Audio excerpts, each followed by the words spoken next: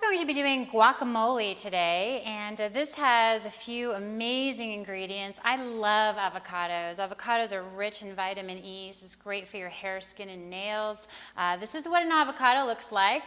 You're going to find this in the store. Often it's going to be more green. You're looking for avocados that have more brown to them, and that when you squeeze it, it just barely gives to the touch. So if you do buy avocados and they are more green and they're hard, then bring them home, put them in a paper bag with some bananas and some apples, and what will happen is they'll all kind of help ripen each other up. So your bananas will ripen, your avocados will ripen, and that should ripen by the next day. So we have our avocado. We're going to actually use 3 ripe avocados for this recipe. So I'm going to go ahead and cut the avocado, and what I'm going to do is just go around the pit. There's a large pit in the center of the avocado, as you can see here.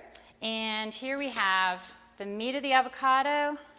Just going to go ahead and scoop that out with a spoon. Sometimes you can just squeeze it and it'll come straight out, but we're going to go ahead and take it out with a spoon, and we're going to remove the pit as well. So we're going to remove that avocado pit and add that avocado to this bowl. We're doing this whole recipe by hand, so you don't need anything for this except a knife, a spoon, maybe a fork.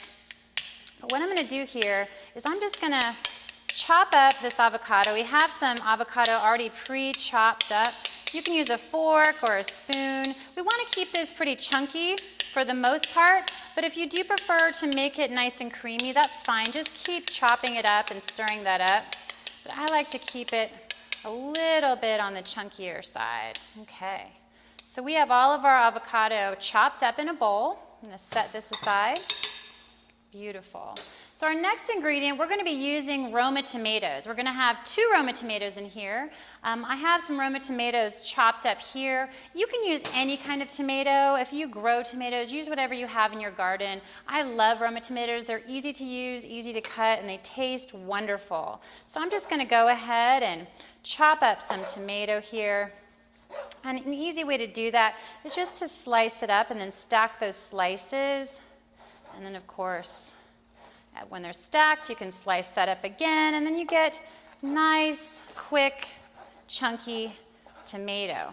Okay, so that's a real quick and easy way to cut up a tomato.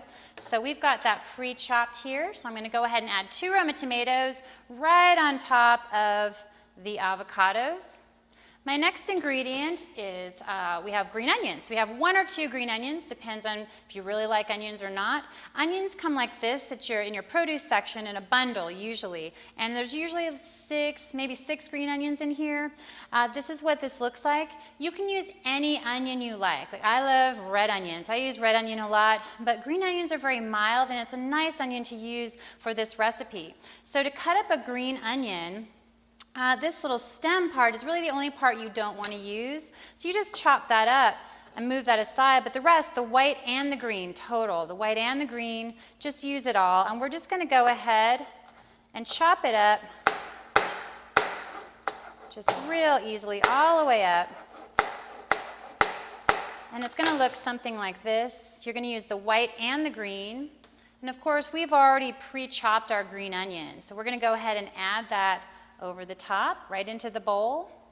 Our next ingredient is cilantro. So cilantro is just beautiful. It's just a beautiful green herb, and it looks like this, and oh, it smells so good. So a lot of people don't love cilantro. I love cilantro, and this is just a beautiful ingredient. If you don't love cilantro, you don't have to use half of a cilantro bunch. So I prefer to use a lot of cilantro, so I'm going to use half the bunch, but 1/4 of the bunch is okay too, or just a little bit. But I think guacamole isn't guacamole without cilantro. So many people, when they chop this up, they don't add the stems. So you're just going to want to go ahead, and sometimes you can just actually pull off the leaves and just bunch them up and just rough chop them until you have a nice chopped cilantro. We have some cilantro set aside here, so 1/2 bunch of cilantro. We're going to add that straight in there. And of course, you can purchase all of these things at your grocery store in the produce section. Okay, then we're going to go ahead and use 2 tablespoons of lime juice. If all you have is lemons, that's fine, but lime juice has a nice different flavor here. So we've got 2 tablespoons of lime juice. We're going to pour that right over the top.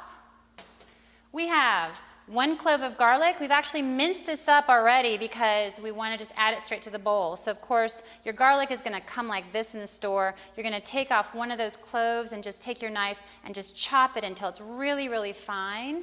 Now, if you love garlic, you don't have to mince it up too much. Big chunks of garlic in here does not taste bad, so it's kind of up to you how you want to do that.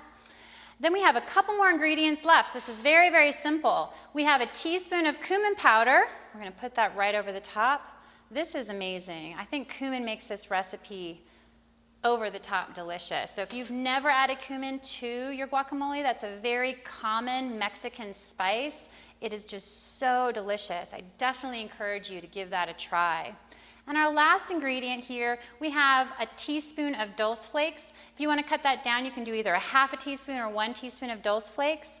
Dulse is just a very common seaweed, and you're going to find that in your grocery store. If they have an Asian food section, start there. If not, look in their seasoning section. But you can always ask someone in the store where they have dulse flakes. And we're using this instead of salt. So it does add a little salty flavor to it, and it adds tons of trace minerals to our food, which is usually depleted from our soil, so then it's not in our food. So we definitely need to add seaweeds wherever we can. So I'm going to sprinkle that right over the top. Gorgeous. All right, so we'll just set some of this aside. And I'm going to take this bowl, and I'm just going to take a spoon and just gently fold this over.